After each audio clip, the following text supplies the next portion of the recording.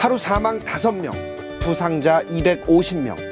어느 내전 국가의 이야기냐고요? 아닙니다.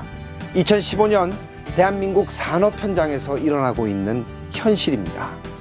바로 오늘도 5명의 근로자가 소중한 목숨을 잃고 있습니다. 지금 우리 일터에서는 무슨 일이 벌어지고 있는 걸까요? 가스가 노출돼 작업자 3명이 숨지고 4명이 다쳤습니다.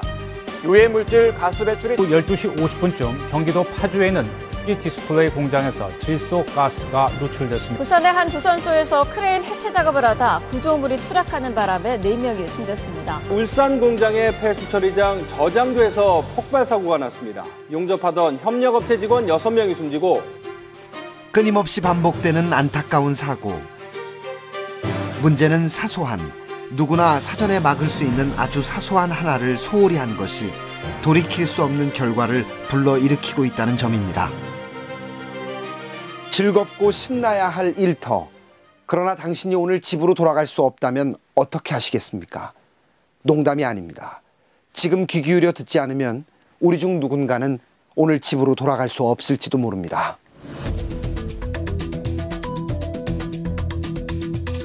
통계에 따르면 최근 5년간 발생한 사망재해의 40% 이상이 작업 전에 방호장치나 보호구 점검 같은 기본적인 안전점검을 실시하지 않아 발생한 것으로 분석되었습니다. 특히 우리나라는 선진국보다 사망재해가 2배에서 4배가 높아 심각성을 더하고 있는데요. 항상 안전을 외치고 있는 우리는 정작 목숨과 관련된 작업 전 안전점검은 소홀히 한 건 아닌지 돌아봐야 할 것입니다. 준비운동 없이 물에 뛰어들면 심장마비에 걸리고 맙니다. 브레이크에 문제가 있는 자동차를 점검하지 않고 타면 사고가 날 확률이 높죠. 마찬가지입니다. 안전점검 없이 작업을 시작하면 반드시 문제가 생기기 마련입니다. 그날이 오늘 당장은 아닐지라도 말이죠. 산업 현장은 특성상 일반 생활 현장보다 사고가 발생할 확률이 훨씬 높습니다. 하지만 작업 전 안전점검만 제대로 해도 대부분의 재해들은 충분히 막을 수 있습니다. 작업 전 안전점검이란 매 작업 전에 발생 가능한 위험 요인을 파악하여 제거한 뒤 작업을 실시하는 것을 말합니다. 작업 전 안전점검 사항으로는 먼저 해당 기계, 기구는 이상이 없는지, 화학물질의 누출은 없는지 점검해야 합니다. 여기에 해당 작업에 적합한 보호구를 올바르게 착용했는지, 위험 장소에 안전보건 표지가 부착되어 있는지, 안전보건 교육은 실시했는지, 위험 요소가 있는 공정에 안전작업 절차는 마련되어 있는지, 이를 준수할 의지는 있는지 등을 반드시 확인해야 합니다. 일을 처음 시작하든 휴식 후 다시 시작하든 모든 작업 전에는 매번 안전점검을 꼭 실시해야만 합니다. 작업 전 안전점검이 정착되기 위해서는 어떻게 해야 할까요?